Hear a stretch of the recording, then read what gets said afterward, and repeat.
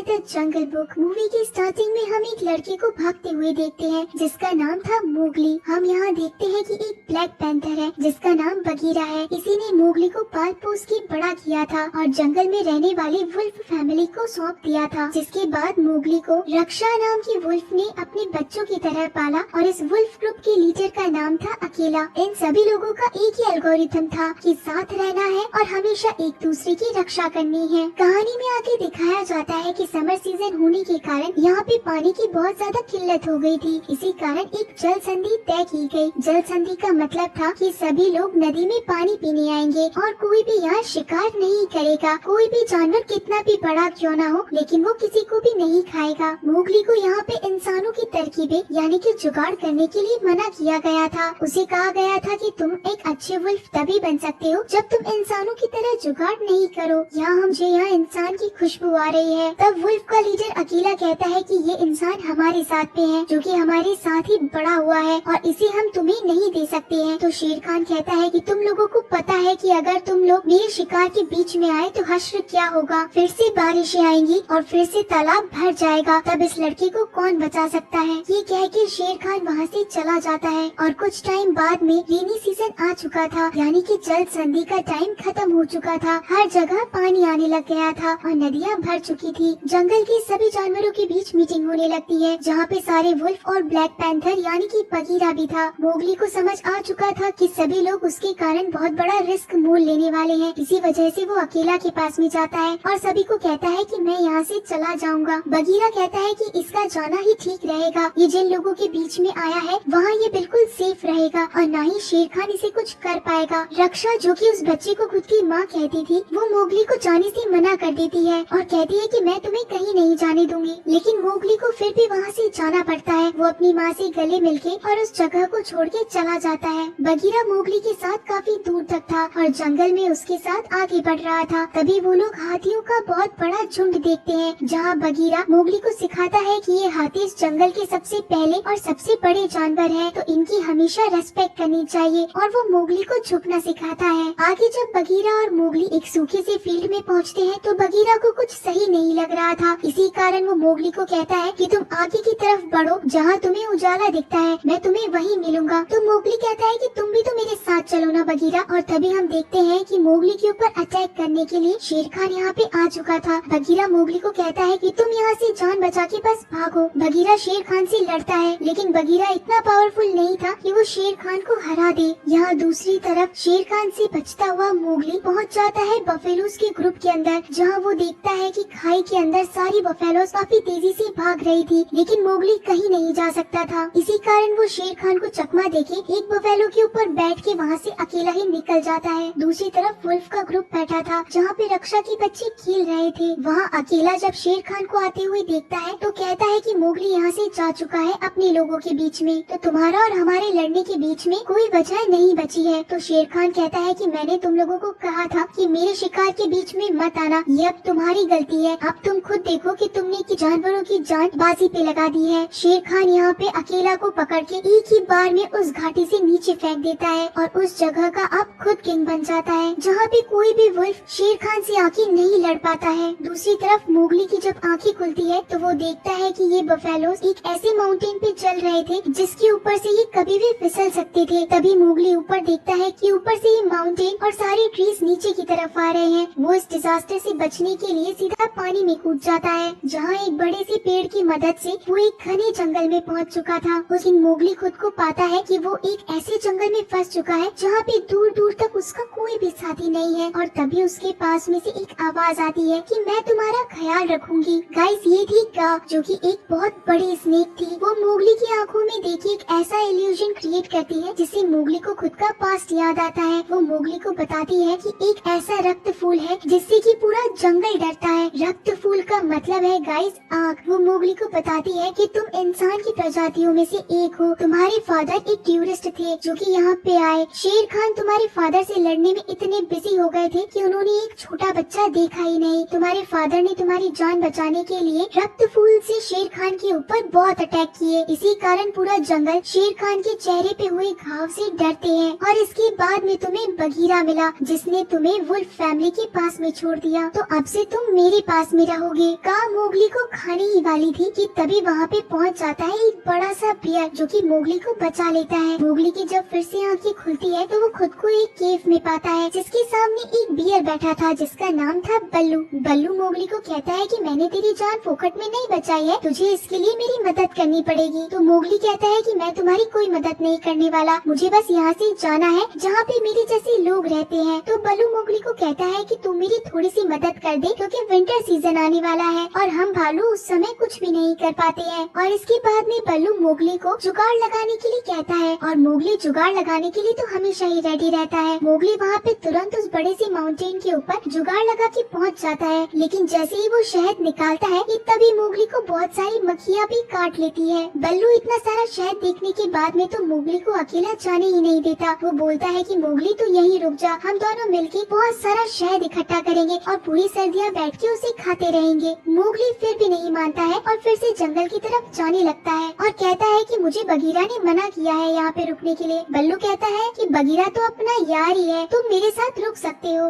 रात होने पे मोगली की आंखों के सामने इंसानों की बस्ती थी और इसी के साथ में बल्लू भी था। बल्लू कहता है कि अगर तू मेरे साथ थोड़े दिन रुक जा और यहाँ पे रह के देख, तेरी सेफ्टी मैं करूँगा और किसी को पता भी नहीं चलेगा कि तू मेरे साथ है। अगर तुझे अच्छा ना लगे तो मैं तुझे खुद छोड़ आऊंगा इंसानों की बस्ती में। मोगली खुद भी इंसानों के बीच में नहीं जाना चाहता था, इसी कारण वो बल्लू की बात मान के उन्हीं के पास रह जाता है। यहाँ हम देखते हैं कि शेर खान रक्षा के बच्चों के साथ में था। तो रक्षा कहती है कि बच्चों अंदर जाओ, और उसके बाद में रक्षा शेर खान को कहती है कि अब तुम्हें क्या चाहिए, तुमने अकेला को भी मार दिया है और मोगली भी अब यहाँ नहीं है। तो शेर खान कहता है कि मैं उसे मरा हुआ देखना चाहता हूँ। सुबह होने पे मोगली को हम देखते हैं जो कि काफी अच्छे जुगाड़ लगाकर पेड़ों की सूखी टहनियों से रस्सी बना चुका था और पत्तों से खुद के लिए एक ड्रेस। वो बल्लू के लिए बहुत सारा शहद इकट्ठा करता है। इसके बाद में बल्लू और मोगली पानी के अंदर बहुत एंजॉय करते हैं और गाना गाते हैं। जंगल से आती हुई आहट इन्हें लगती है कि कोई बड़ा जानवर आया है, लेकिन ये बगीरा था। बगीरा मोगली को देख के डांटता है कि तुम अभी तक गए क्यों नहीं। भड़क जाता है और कहता है कि जब तुम्हें एक अच्छा भेड़िया बनना है तो तुम्हें मना किया गया था ये सारे जुगाड़ यूज करने के लिए। अब तुम यहाँ से चलो, तुम यहाँ पे एक मिनट के लिए भी नहीं रुक सकते हो।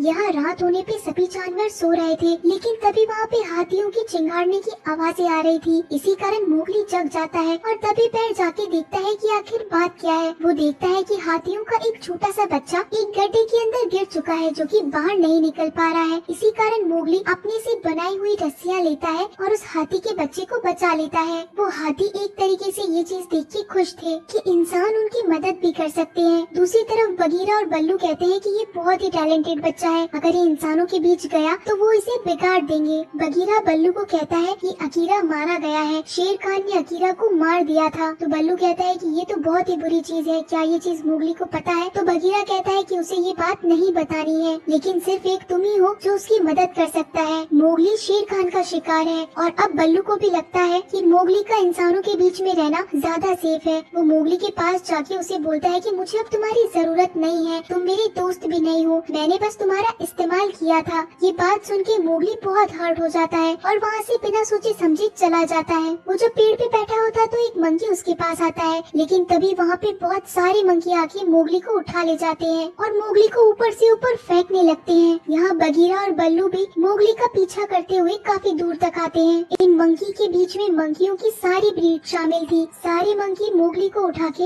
एक एंशिएंट फोर्ट पे ले आते हैं, जहाँ पे मोगली को अब अंदर जाने के लिए बोला जाता है। मोगली वहाँ पे देखता है कि वहाँ बहुत सारे सामान रखे हैं और इसी के साथ फ्रूट्स भी रखे हैं, और तभी वहाँ पे से निकल के आता है इन मंकियों का किंग, जिसका नाम था लुई। दूसरी तरफ बगीरा और बल्लू भी इस माउंटेन को पार करके ऊपर चढ़ चुके थे। लुई मोगली को कहता है कि तुम हो इंसान का बच्चा जो कि हमें हर चीज ला के दे सकता है। हम यहाँ पे सबसे बड़ा बनना चाहता है और हम बड़ा रक्त फूल से बन सकता है। अगर तुम हमको रक्त फूल ला के दे देगा तो फिर हमारे आगे कोई भी जानवर नहीं टिकेगा। मोगली कहता है कि मुझे इस बारे में कुछ नहीं पता है और मैं वापस से इंसानों के बीच जाना चाहता हूँ, लेकिन मैं रक्त फूल नहीं ला सकता हूँ। तो लुई कहता है कि मैं तुझे सब कुछ दे सकता हूँ, तुझे खाने के लिए चाहिए या फिर बेशकीमती सामान चाहिए, मैं तुझे सब दे दूंगा, बस तू वो रक्त फूल ला के मुझे दे दे। मोगली यहाँ पे बचने की कोशिश करता है, लेकिन वो भाग नहीं पाता है और तभी यहाँ पे इन बंदरों का ध्यान भटकाने के लिए बल्लू पहुँच चुका था। वो यहाँ पे लुई से बातें करने लगता है कि मैंने आपसे रिलेटेड बहुत बातें सुनी है और अच्छा हुआ जो मैंने आज आपको देख भी लिया। इसी बीच में बगीरा मोगली को इशारा करता है वहाँ से निकलने के लिए। ये दोनों निकलने ही वाले थे कि तभी एक बंदर इन दोनों को जाता हुआ देख लेता है और वो इतनी जोर से चिल्लाता है कि सारे बंदर उनके पीछे भागने लगते हैं और लुई भी अब अपनी जगह छोड़ के मोगली को पकड़ने के लिए जाने लगता है। बगीरा और बल्लू कहते हैं कि तुम अपनी जान बचा के भागो, हम इन्हें संभाल लेंगे। यहाँ मोगली अपनी जान बचाते हुए हर जगह भागता है लेकिन लुई कोई सी भी जगह नहीं छोड़ता उसे पकड़ने के लिए। इसी बीच में लुई मोगली को ये भी बता देता है कि अकेला अब मर चुका है, शेर खान ने उसे तुम्हारे कारण मार दिया है। ये बात सुन के मोगली कहता है कि तुम झूठे हो, ऐसा कुछ नहीं हुआ है, मैं अब उन्हीं लोगों के पास में रहने जा रहा हूँ। तो लुई कहता है कि तुम्हें तुम्हारे दोस्तों ने शायद बताया नहीं है लेकिन यही सच है। इसके बाद में मोगली वहाँ पे खुद की जान बचाते हुए एक पेड़ के ऊपर जंप लगा देता है और वो बड़ा सा एंशिएंट फोर्ट लुई के ऊपर गिर जाता है जिससे लुई दब जाता है।